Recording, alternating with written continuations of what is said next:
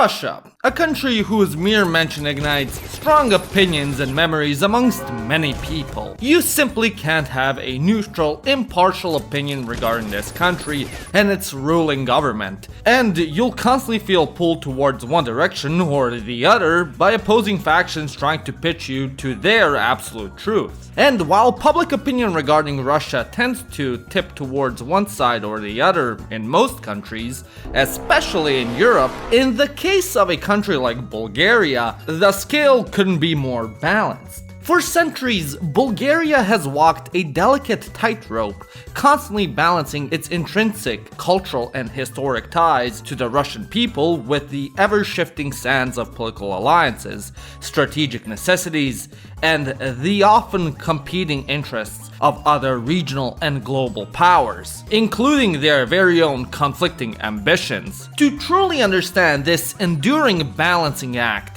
this fascinating dichotomy that has shaped Bulgaria's very identity, we'll have to dust off the history books and embark on a journey through the long and often surprising story of Bulgaria and Russia's intertwined past. Why do the two countries love each other? Why do they hate each other?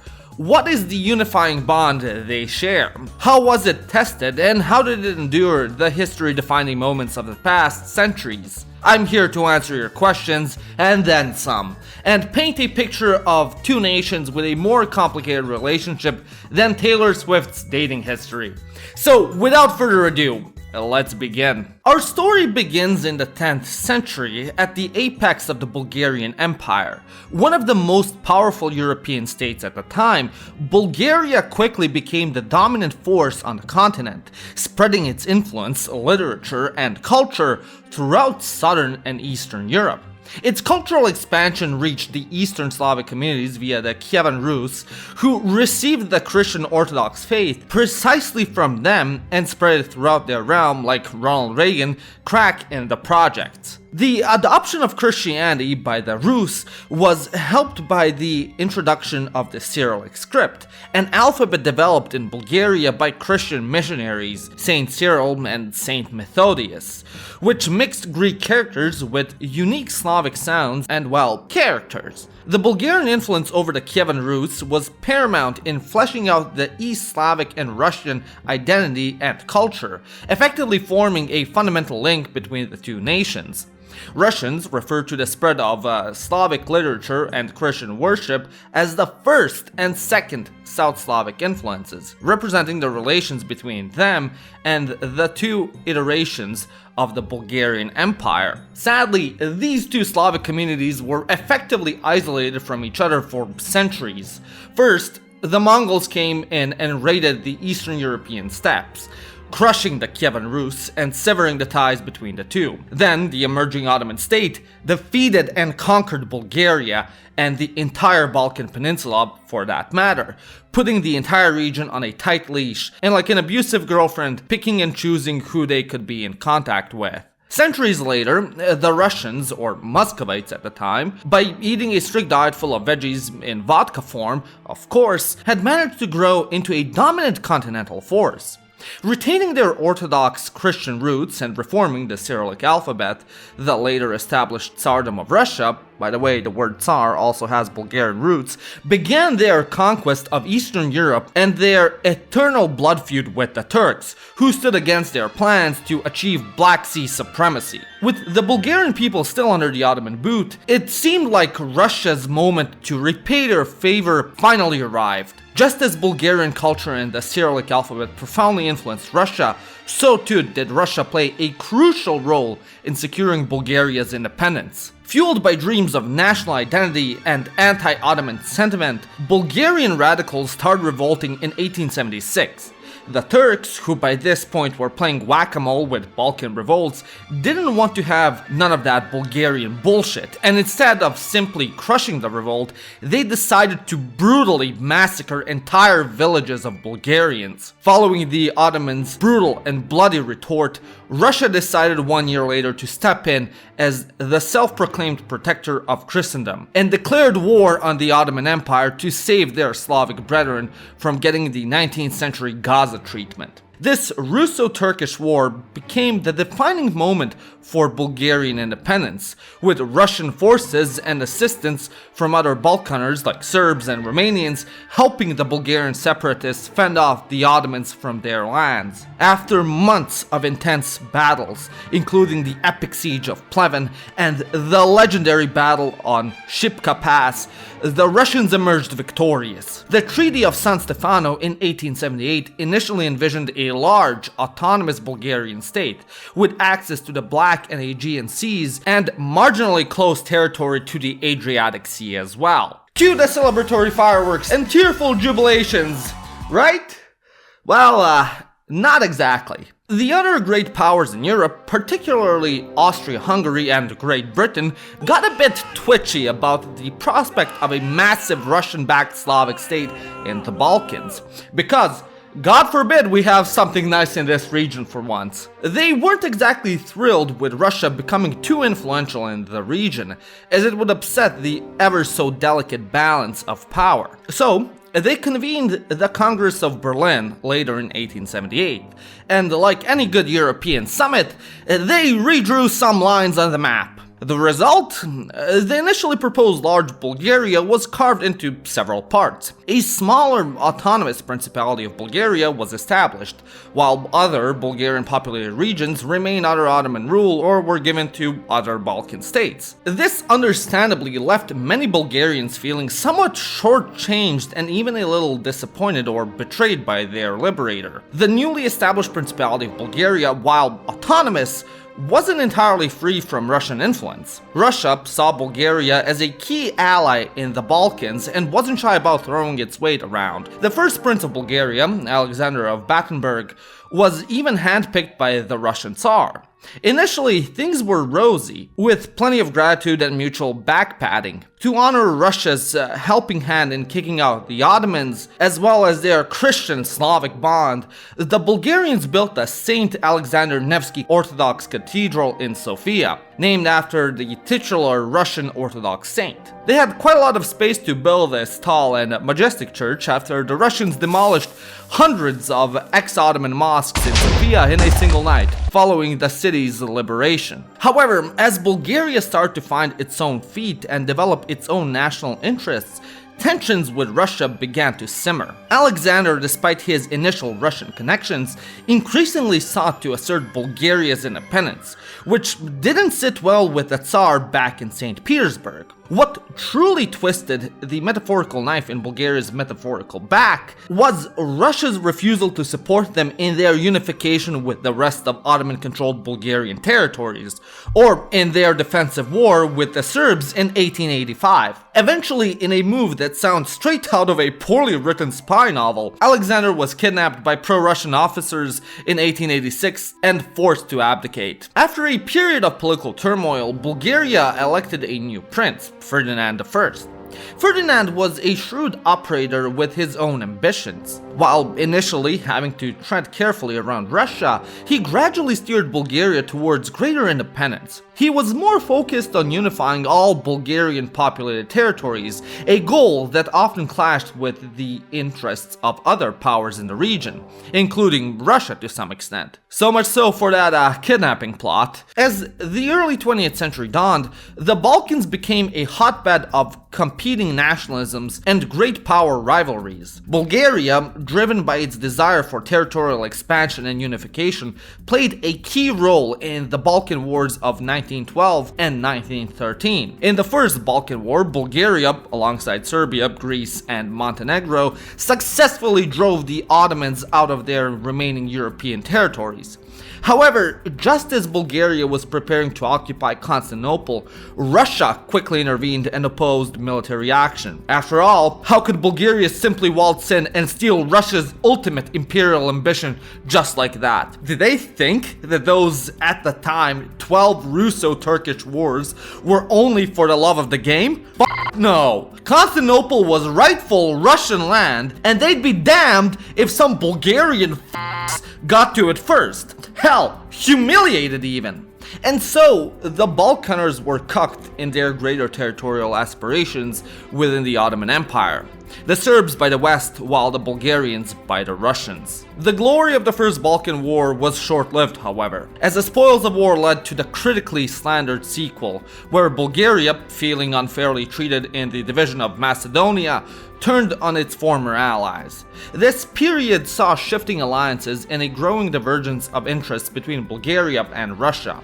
While Russia still held a degree of cultural and historical sway, Bulgaria's foreign policy was increasingly driven by its own nationalistic goals, wanting Macedonia at any cost, even if it meant going against the wishes of its former liberator. But, to be fair, who wouldn't want Skopje, a city with immaculate cultural heritage such as this, and ancient architecture predating most of Europe such as this, perfect for any young couple's honeymoon. If you didn't know any better, you think someone wrote in a prompt into an AI image generator for an ancient Macedonian city. And you can create your own video generation with InVideo AI. You know guys, we live in a society, a beautiful, complex, digital one, where machine has surpassed man in every single domain, but especially his most important one, memes. Bombardiro Crocodilo can beat Pickle Rick any day of the week.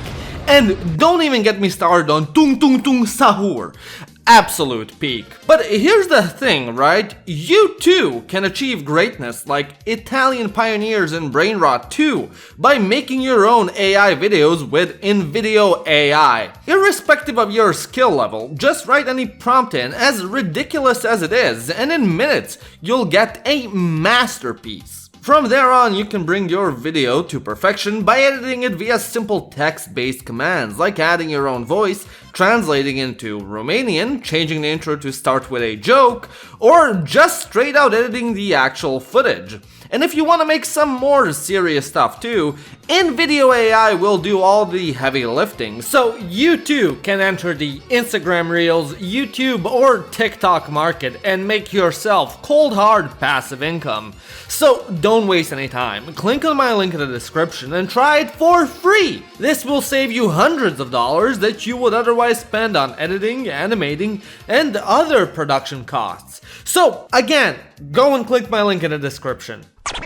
As the drums of war began to beat louder across Europe in the lead up to World War I, Bulgaria found itself in a complex position, torn between historical sentiment and its own strategic calculations.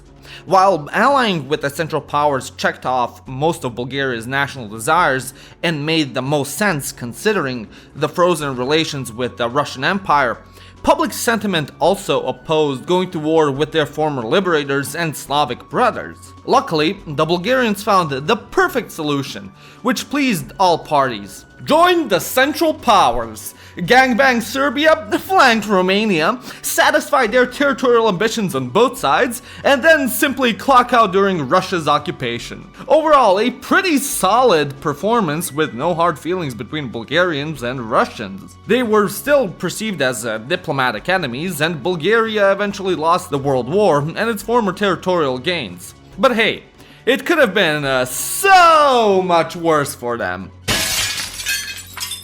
The interwar period in Bulgaria was marked by political instability, economic hardship, and the rise of various political factions, including right-wing and authoritarian movements. With the Russian Empire gone and the Soviet Union emerging in its place, the dynamics of their relationship shifted significantly. The ideological chasm between the Kingdom of Bulgaria and the Communist Soviet Union meant that direct political ties were relatively limited and often strained, being that one rejected basic economics and the others were filthy bourgeois bootlickers. I mean, it's kinda hard to tell who's who when we're talking about both Bulgaria and Russia, but I digress. While historical and cultural connections undoubtedly persisted in the hearts and minds of many Bulgarians, the official relationship was cool, to say the least. Bulgaria's focus during this time was largely on internal consolidation and navigating the complex political landscape of the Balkans, scheming how to get a hold of Macedonia, much like how Wile E. Coyote schemed on how to capture the Roadrunner. Then came the Second World War, a global catastrophe that once again threw Bulgaria into the thick of it. Initially, Bulgaria adopted a policy of neutrality, trying to stay out of the escalating conflict. However, as the war progressed and the Axis powers, particularly Nazi Germany, seemed to be gaining the upper hand,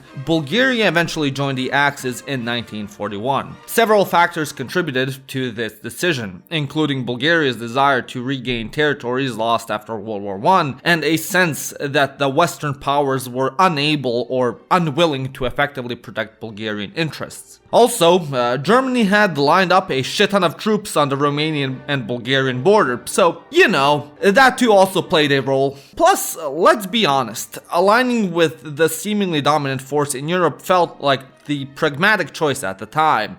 A choice which had no historical counter-arguments close to home and would definitely not bite them in the ass whatsoever. However, Bulgaria's involvement in World War II was peculiar, to say the least. Despite being allied with Nazi Germany, the Bulgarian government, largely due to strong public sentiment and historical ties with Russia, steadfastly refused to declare war on the Soviet Union. Once again, attacking the Russians was culturally perceived as a bad omen, and so Bulgaria wiggled out of assisting in Operation Barbarossa. This was a rather unique situation within the Axis bloc and speaks volumes about the enduring connection many Bulgarians felt towards Russia, even in the face of stark ideological differences and political alliances. While Bulgarian troops were deployed in other Axis-occupied territories, the Eastern Front remained off limits for them. Aww. Actually, now that I think of it, what did Bulgaria even do during World War II? I mean, sure, they helped in occupying Macedonia and got Southern Dobruja back from Romania, but other than that, practically nothing of major significance. They simply couldn't be bothered to participate in a war at all, and they still gained something for their minimal effort. And they probably would have gotten away with it too, before shit hit the fan on the Eastern Front. Honestly, I almost feel bad for them. Almost. As the tide of war began to turn against the Axis, and the Soviet Union emerged as a major force pushing westwards, anti-Axis sentiment grew within Bulgaria. Resistance movements began to gain traction, and the political climate became increasingly volatile. The long shadow of the Soviet Union loomed large over Eastern Europe, and it was becoming clear that Bulgaria's wartime alliances were about to have significant consequences. The stage was set for a dramatic shift in Bulgaria's relationship with its historical big brother, as the approaching Red Army would soon usher in a new era of Soviet influence, and eventually occupation. As the Red Army marched into Bulgaria in September 1944, it marked the beginning of a new chapter in the country's history, and a significant shift in its relationship with Russia. For some Bulgarians, the arrival of the Soviets was seen as a liberation from the pro-Axis government that had led them down a questionable path during the war. There was still a reservoir of historical goodwill towards Russia, and the Red Army's march felt a little bit poetic, like a second liberation or something like that. However, this liberation quickly morphed into something else entirely. Under the watchful eye of the Soviet Union, a communist regime was established in Bulgaria. The monarchy was abolished, and in 1946, the People's Republic of Bulgaria was proclaimed. This marked the beginning of a decades-long period where Bulgaria became the Soviet Union's most steadfast and loyal ally in the Eastern Bloc, singing the praises of the miracle of communism and the genius of Joseph Stalin. During this era, the ties between Bulgaria and the USSR were incredibly close, bordering on symbiotic.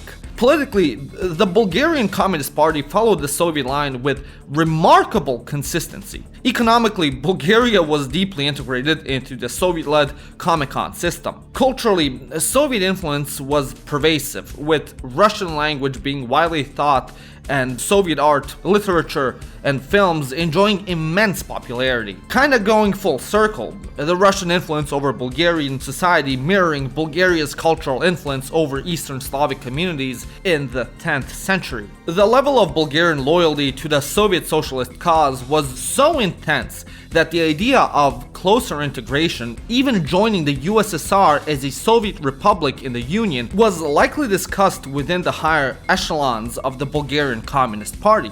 Figures like Todor Zhivkov, who led Bulgaria for over 3 decades, cultivated an exceptionally close personal and political relationship with the Soviet leadership. For many in the Bulgarian government, aligning completely with the powerful Soviet Union seemed like the best way to ensure the country's security and prosperity within the socialist world. However, as we noted, despite this deep affection and alignment, Bulgaria never actually became a Soviet republic. The Soviet Union, while appreciating Bulgaria's unwavering support, seemed content with maintaining the structure of independent, albeit heavily influenced, satellite states in Eastern Europe.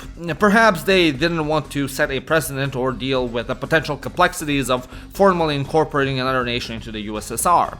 Or maybe, from the Bulgarian perspective, maintaining a semblance of national sovereignty, even within the socialist framework, held a certain symbolic importance. Regardless, the reality was that Bulgaria's foreign and, to a large extent, domestic policies were heavily inspired from, if not directly dictated by Moscow. Soviet advisors were present in various sectors, ensuring that Bulgaria stayed on the correct ideological path. While there was genuine affection and a sense of shared history between many Bulgarians and Russians, the relationship during this period was also characterized by a significant power imbalance, with the Soviet Union firmly in control. As the 1980s drew to a close, the winds of change began to sweep across Eastern Europe yet again. The Soviet Union under Gorbachev was showing signs of weakening, and the grip of communist regimes across the region started to loosen. Even in loyal Bulgaria, whispers of reform and a desire for greater independence began to surface. In the greater context of the fall of the communist bloc in 1989, there was no fanfare or bloodshed in Bulgaria. Rather,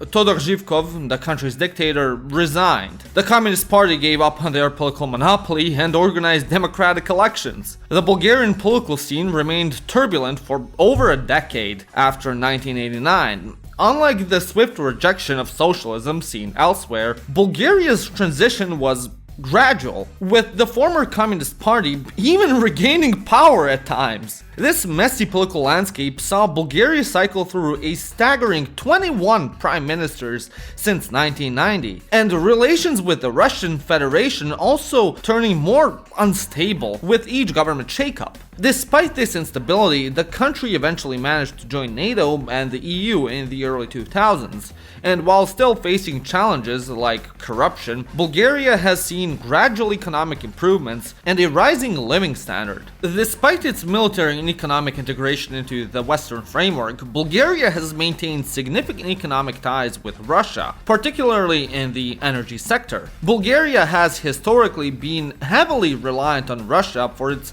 natural gas and oil supplies. And while efforts have been made to diversify energy sources, this dependence has remained a crucial factor in their bilateral relationship. Trade in other sectors has also continued, although it has generally been more modest and less crucial compared to the Soviet era. However, while trade between the two countries has slowed, Russia has recently found a new lucrative avenue to exert its financial power over Bulgaria. Over the past decades, Russian businesses and real estate moguls have made loads of investments in Bulgarian construction projects, particularly in those relating to tourism on the Black Sea coast. Although some of those investments can feel a bit shady, like in the case of Kamchatka Beach Resort, which isn't under Bulgarian administration but actually owned by the Moscow municipal government, serving as a Russian tourism exclave. They're really hellbent on achieving Black Sea supremacy one way or another, what can I say? Culturally and historically, the bonds between Bulgarians and Russians have proven to be quite resilient. The shared Slavic heritage, the Cyrillic alphabet, and the historical role of Russia and Bulgaria's independence continued to resonate with a significant portion of the Bulgarian population. This has often led to a degree of public sympathy towards Russia, even amidst political tensions. Speaking of, in recent years, especially following events like Russia's annexation of Crimea in 2014 and the full-scale invasion of Ukraine in 2022, the relationship between Bulgaria and Russia has become more strained. As a member of the EU and NATO, Bulgaria has aligned itself with the Western condemnation of Russia's actions and has participated in sanctions. However, there have often been internal divisions within Bulgarian society and the political establishment regarding the extent and and nature of this condemnation, reflecting the enduring historical and cultural ties. This Russian dilemma has also been amplified and exploited by a plethora of political actors, both local and foreign, ensuring that discussion about Bulgaria's relations with Russia remain less than civil for their own benefit. If I were to sum up Bulgarian-Russian relations with an allegory, they're like two former BFFs who deeply love and care for each other, but hate the person they've turned into from their perspective. Bulgaria hates Russia's authoritarian antics, while Russia thinks Bulgaria betrayed them by allying with the West. Even so, Bulgarian public opinion on Russia remains somewhat divided, with some prioritizing Bulgaria's Western alliances and others emphasizing the historical and cultural connections, especially nowadays with the rise of Euroscepticism and anti-Western sentiment. This internal dynamic has shaped the nuances of Bulgaria's official policy towards Russia throughout history, and judging by recent events and developments, will continue to do so for the foreseeable future. In a perfect world, Russians and Bulgarians would live together in harmony, free from geopolitical machinations and authoritarian oppression, but sadly, this is not a perfect world. As always, I hope you enjoyed this video. If you did, give it a like and smash that subscribe button, and if you really did, become a member like these wonderful people. My name is Janos, and you've watched Living Ironically in Europe. Hey, why are you leaving?